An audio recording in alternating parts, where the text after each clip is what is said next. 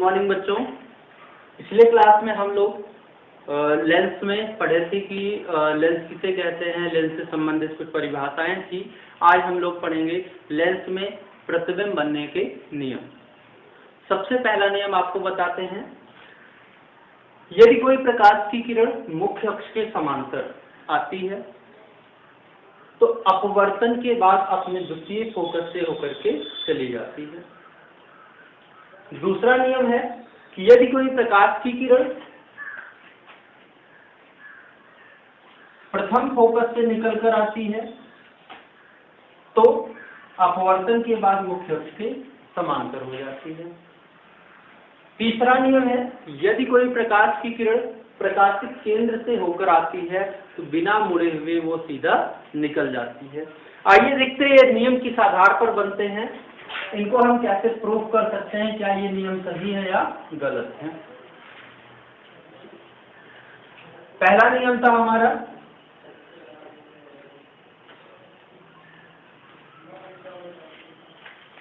यदि कोई प्रकाश की किरण मुख्य अक्ष के समांतर आती है तो वो अपने द्वितीय फोकस से होकर के चली जाती है।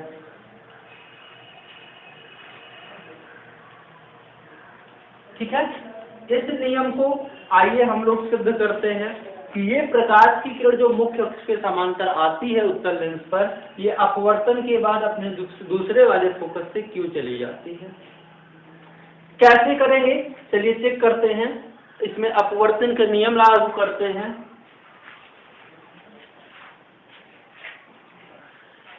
अपवर्तन का नियम अप्लाई करते हैं। मान लेते हैं ये कोई गोलीय पृष्ठ है जो पारदर्शी है।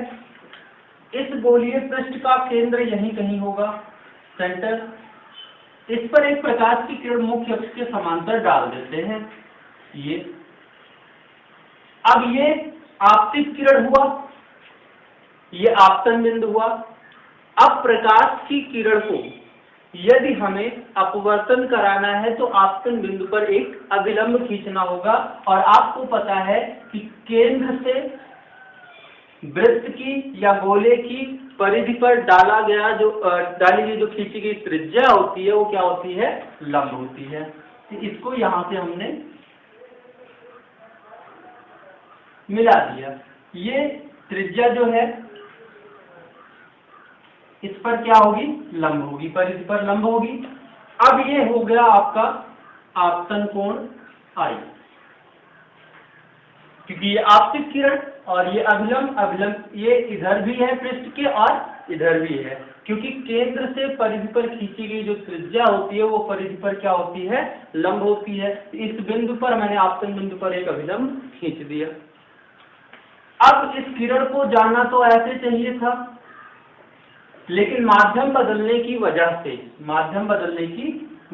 से ये अपने रास्ते को बदल देगी, क्योंकि अपवर्तन का नियम कहता है कि यदि कोई प्रकाश की किरण विरल से सघन माध्यम में जाती है तो वो अपने अभिलंब की ओर थोड़ा सा झुक जाती है। तो ये इधर वायु रहा होगा और ये कांच का बना था, क्योंकि ये गोलीय पृष्ठ हमने लिया है, कांच का टुकड़ा लिया है।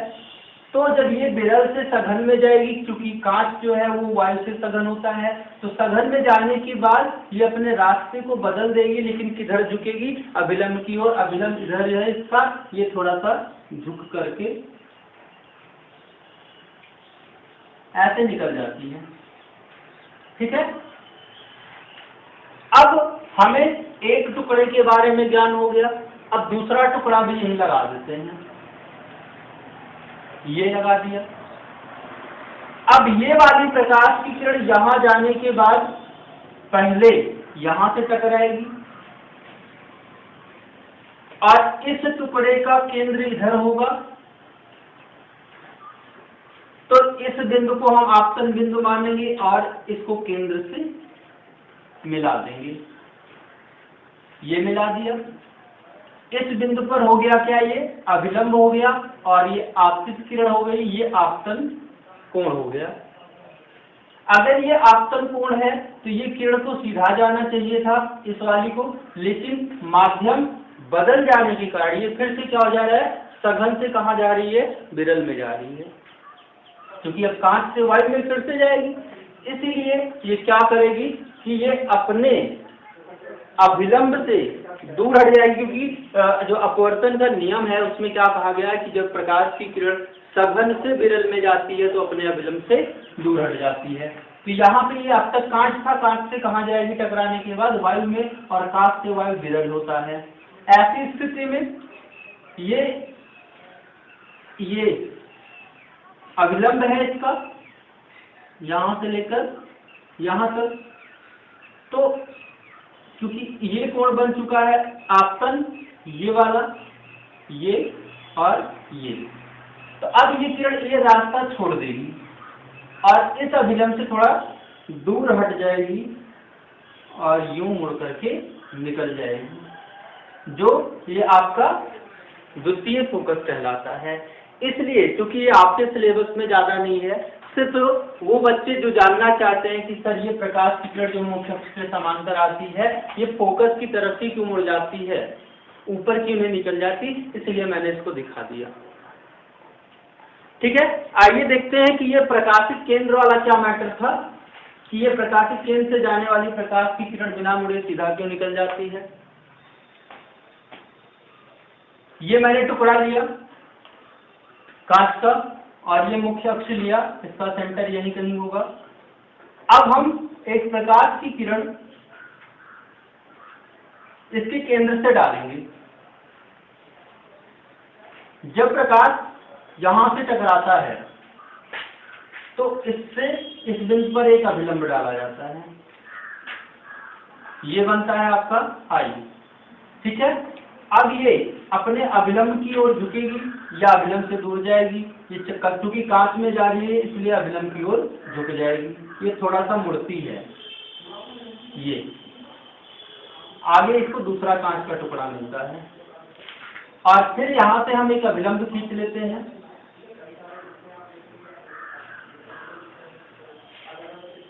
ये, और ये अब कहां से सघन से विरल में जाएगी, इसलिए ये अपने अभिलंब से दूर हट जाती है और उसी मार्ग से सीधा निकल जाती है।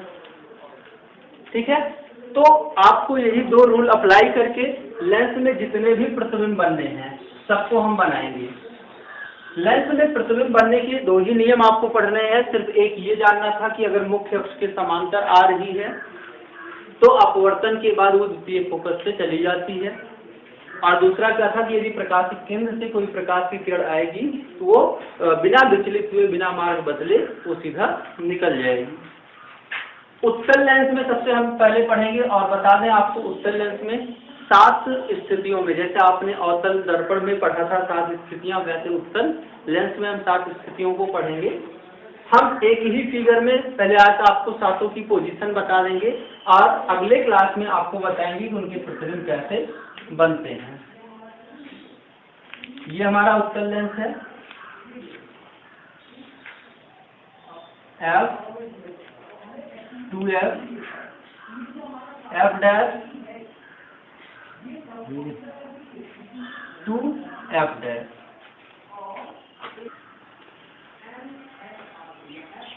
तो अवतल दर्पण की तरह ही उत्तल लेंस दोनों का एक दूसरे का जस्ट अपोजिट, जैसे उत्तल लेंस और अवतल दर्पण,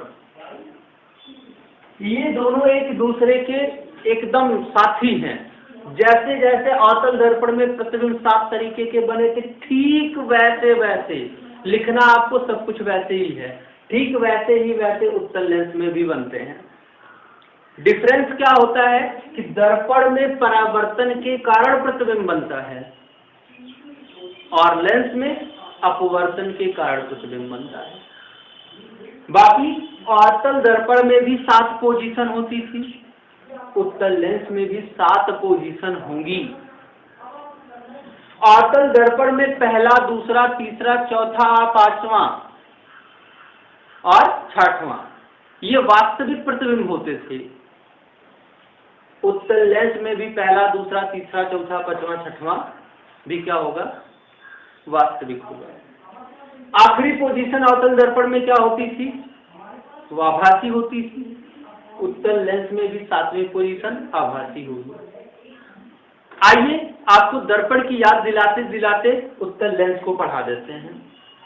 सबसे पहले वो 7 स्थान, वो सभी स्थान जहां पे हम वस्तुओं को रखते हैं। सबसे पहले कहाँ रखते हैं वस्तु को? अनंत पर।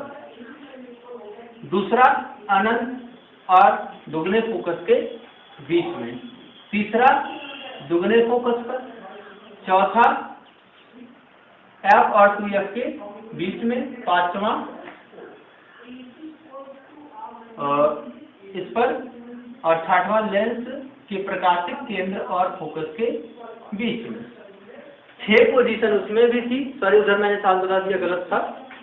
6 पोजीशन ऑटो दर्पण में थी और शायद कुछ ऐसा ही था, उसमें भी पहला अनंत होता था, इसमें भी पहला अनंत है। उसमें दूसरा सेंटर और अनंत के बीच होता था, यहाँ सेंटर के स्थान पे 2F है और आपको तो पता है R इक्वल टू 2F होता है, यानी कि ये 2FC ही है, लेकिन यहाँ पे नाम बदलकर 2F रख दिया जाता है। तो यहाँ पर भी दूसरी पोजीशन अनंत और 2F के बीच में, वहां पर तीसरी पोजीशन सेंटर पे, यहाँ पे भी 2F है, क्योंकि C और 2F इक्वल होते हैं, यहाँ पे मैंने लिखा दिया है। तीसरी वहां पे भी सेंटर फोकस है, यहाँ पे भी देखो फोकस दुगने फोकस के। तो अगली चौथी यहाँ पे 5वीं जो होती थी वो फोकस पर, वहां भी फोकस पर। आखिरी वहां पे दर्पण का जो ध्रुव होता था और फोकस के बीच में, यहाँ भी लेंस के प्रकाशिक केंद्र C, प्रकाशिक केंद्र को कितने नोट करते हैं? C और फोकस के बीच में होती है। पहला प्रतिबिंब देखते हैं कहाँ पे होता है। अगर आपको दर्पण याद है तो पहला प्रतिबिंब कहाँ बनता था? फोकस पे। पहला प्रतिबिंब कहाँ बनता था? फोकस पे। दूसरा फोकस और सेंटर के बीच में, यहाँ भी बनेगा लेकिन 2F के बीच में। तीसरा कहाँ बनता था? सेंटर पे, यहाँ पर भी बनेगा लेकिन 2F नाम है उसका। चौथा कहाँ बनता था? 2F और अनंत के बीच में, यहाँ भी बनेगा। दूसरा, तीसरा, चौथा। पांचवा कहाँ बनता था? अनंत पर, यहाँ भी बनेगा अनंत पर। आखिरी वाला आभासी, उसमें भी बनता था, इसमें भी बनेगा। ठीक है। अब यहाँ पे कुछ और इम्पोर्टेंट बातें हैं, कैसे क्या होता है ये भी जान लेते हैं, क्योंकि प्रतिबिंब का बनना फिगर के माध्यम से तो हम आसानी से बता सकते हैं, लेकिन कुछ और भी बातें होती हैं जो हमें ध्यान देनी होती हैं। आइए देखते हैं वो बातें कौन सी हैं। सबसे पहले तो एक बार फिर से रिपीट करते हैं। पहली बार वस्तु को कहाँ रखेंगे? अनंत पर। दूसरी बार अनंत और 2F के बीच में। तीसरी बार 2F पर। चौथी बार 2F और F के बीच में। पांचवी बार F पर। और छठवीं बार कहाँ रखते हैं? F और C के बीच में। C कौन है? प्रकाशिक केंद्र। प्रकाशिक केंद्र कौन होता है? जहाँ से आने वाली प्रकाश की किरणें बिना विचलित हुए सीधा निकल जाती हैं। अब सबसे इम्पोर्टेंट है, वस्तुओं की स्थिति तो हम बता देते हैं, सबसे इम्पोर्टेंट बात क्या होती है कि प्रतिबिंब की स्थिति को समझाई जाए कि प्रतिबिंब कहाँ पर और कैसा बनता है। तो पहला प्रतिबिंब आप देखिए उल्टा है, दूसरा भी उल्टा, तीसरा भी उल्टा, चौथा भी उल्टा, पांचवा अनंत पर होगा, ये भी उल्टा ही होगा। छठवां उसमें दर्पण में सीधा होता था, यहाँ भी सीधा होता है, यहीं कहीं पर बना देते हैं, ये इमेज है, आई लिख देते हैं, ये छठवां इमेज है। तो पहले से लेकर 5वें तक प्रतिबिंब कैसे होते हैं? उल्टे, और छठवां वाला सीधा। वस्तु सभी सीधी होती है, वस्तु को उल्टा नहीं मानते हैं, ठीक है ना। तो पहले से लेकर 5वें तक सभी ऑब्जेक्ट के जो इमेज होते हैं वो कैसे होते हैं? उल्टे होते हैं। छठवां इमेज कैसा होता है? सीधा होता है। चलिए एक बात तो पता चल गई कि सभी उल्टे होते हैं। अब दूसरी बात हमें क्या बतानी होगी, आइए देखते हैं। पहला, दूसरा, तीसरा, चौथा, पांचवा और छठवां सभी उल्टे हैं, सभी उल्टे। एक प्रॉपर्टी तो प्रतिबिंबों की हमने जान ली, सभी के बारे में लिखना है हमको। तो पहले से लेकर छठवां सीधा होता है, पहले से लेकर 5वें तक सभी उल्टे, और छठवां कैसा होता है? प्रतिबिंब सीधा होता है। अब प्रतिबिंब उल्टा है या सीधा, इसका तो डिस्कशन हो गया। अब बारी है कि छोटा बड़ा, यानी छोटा बड़ा किससे? वस्तु से। कि कौन सा प्रतिबिंब वस्तु से छोटा, कौन सा प्रतिबिंब वस्तु के बराबर और कौन वाला वस्तु से बड़ा होता है। जैसे दर्पण में होता था, पहले सबसे छोटा, दूसरा भी वस्तु से छोटा, लेकिन तीसरा वस्तु के बराबर होता था, चौथा वस्तु से बड़ा, पांचवा वस्तु से बड़ा, छठवां भी वस्तु से बड़ा होता था। वैसे सेम यहाँ पर भी है, पहला वस्तु से छोटा, दूसरा भी वस्तु से छोटा, तीसरा वस्तु के बराबर, यानी कि धीरे धीरे इमेज प्रतिबिंब बड़ा होता जाता है। पहला इमेज सबसे छोटा, फिर उससे थोड़ा सा बड़ा, लेकिन वस्तु से छोटा ही होगा, और तीसरा वस्तु के बराबर, चौथा वस्तु से बड़ा, पांचवा भी वस्तु से बड़ा, और छठवां प्रतिबिंब भी वस्तु से बड़ा हो जाता है। यानी कि पहला यहाँ पे तुलना, छोटे बड़े की तुलना किससे करेंगे? जो वस्तु रखा है उससे तुलना करेंगे। तो वस्तु से पहला क्या होगा? छोटा, दूसरा भी छोटा, तीसरा बराबर, चौथा, पांचवा और छठवां क्या होते हैं? ये सब बड़े होते हैं, ये सब बड़े होते हैं। यानी कि पहला प्रतिबिंब वस्तु से छोटा, दूसरा भी छोटा, तीसरा बराबर, चौथा बड़ा, पांचवा बड़ा और छठवां प्रतिबिंब भी क्या होता है? बड़ा होता है। चलिए दो बातें पता चलेगी, उल्टा, सीधा और छोटा या बड़ा या बराबर। तीसरी बात क्या जानना है? ये कहां पर बनते हैं? तो स्थिति, इनकी स्थिति क्या होती है? पहले की स्थिति कहाँ है? फोकस पर, दूसरा फोकस और 2f के बीच में, f और 2f के बीच में, तीसरा कहाँ होता है? 2f पर, चौथा 2f और अनंत के, 2f और अनंत के बीच में, पांचवा कहाँ होता है? अनंत पर, और छठवां वस्तु की ओर, वस्तु की ओर, इधर वस्तु की ओर। ठीक, ये प्रतिबिंब की प्रॉपर्टी है, क्योंकि प्रतिबिंब की प्रॉपर्टी हमें लिखनी होती है, इसलिए इम्पोर्टेंट है। आइए एक बार फिर से दोहरा लेते हैं। सबसे पहले वस्तुओं को, उत्तल लेंस के सामने वस्तुओं को वो 6 स्थानों पर कहाँ कहाँ रखते हैं? पहला स्थान है अनंत, दूसरा अनंत 2f के बीच में, तीसरा 2f पर, चौथा 2f और f के बीच में, पांचवा f पर, छठवां f और लेंस के बीच में। प्रतिबिंब की पोजीशन देखते हैं, पहला f पर, दूसरा f 2f के बीच में, तीसरा 2f पर, चौथा आपका f 2f और अनंत के बीच में, पांचवा अनंत पर, और छठवां वस्तु की ही ओर बनता है। पहला ऑब्जेक्ट का पहला इमेज है, दूसरे ऑब्जेक्ट का दूसरा इमेज है, तीसरे, ये नंबरिंग मैंने इसीलिए की है, तीसरे ऑब्जेक्ट का तीसरा इमेज, चौथे ऑब्जेक्ट का चौथा इमेज, पांचवें ऑब्जेक्ट का पांचवा इमेज, और इस छठवें ऑब्जेक्ट का छठवां इमेज होता है। यानी कि जब आपसे पूछा जाए कि वस्तु अनंत पर हो तो प्रतिबिंब कहाँ होगा, तो आप तुरंत एक को एक से मैच करेंगे और बोलेंगे फोकस पर होगा। कैसा होगा? उल्टा होगा, वस्तु से क्या होगा? छोटा होगा। कहाँ पर होगा? फोकस पर होगा। दूसरा क्या है कि जब वस्तु 2f और f के बीच में होगी, यानी कि दूसरी पोजीशन आपसे पूछी जा रही है, तो इस स्थिति में प्रतिबिंब कहाँ बन रहा है? 2f और f के बीच में। चलिए यहाँ से बताना शुरू करते हैं। उल्टा है, वस्तु से छोटा है, f और 2f के बीच में है। एक चीज हमने अभी तक नहीं बताई कि इन 6 प्रतिबिंबों में, ये 5 और ये 6वां, इन 6 प्रतिबिंबों में कौन सा वास्तविक होगा, कौन सा आभासी होगा? तो आपको बताया था मैंने, जितने प्रतिबिंब उल्टे वो सभी वास्तविक, और जितने प्रतिबिंब सीधे वो सभी क्या होते हैं? आभासी होते हैं। इसके प्रतिबिंब तो सीधा है, बाकी सब क्या है? उल्टे हैं, इसलिए ये सभी वास्तविक और आखिरी वाला आभासी। तो आप इसमें ये बात भी जोड़ते चलेंगे। आइए तीसरे की देखते हैं। तो पूछेगा कि जब वस्तु 2f पर रखी हो तो उसका प्रतिबिंब कैसा और कहां पर बनेगा, तो आपका जवाब होगा, तीसरे को तीसरे से पहले मिला देंगे, ये वाला है। चलिए तीसरे के बारे में हमने क्या लिख रखा है कि तीसरा जो है वो उल्टा है, वस्तु के बराबर है, दुगने f यानी कि 2f पर बन रहा है, और वास्तविक ही आभासी। उल्टा है तो आभासी, या वास्तविक, उल्टा है तो वास्तविक होगा।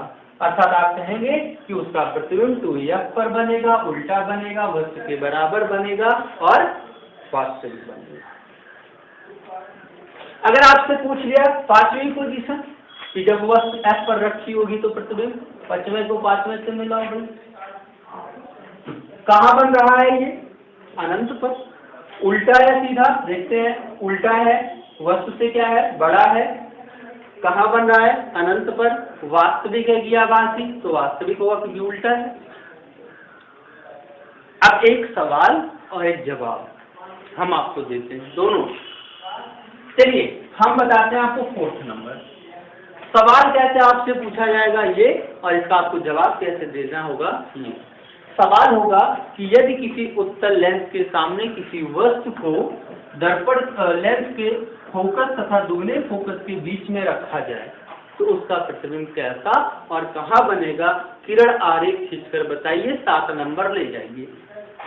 बोर्ड यही करेगा। आपका जवाब क्या होगा कि जब कोई वस्तु F यानी कि फोकस और दुगने फोकस के बीच में रखी होती है तो उसका प्रतिबिंब दुगने फोकस और अनंत के बीच में उल्टा वास्तविक वस्तु से बड़ा बनता है।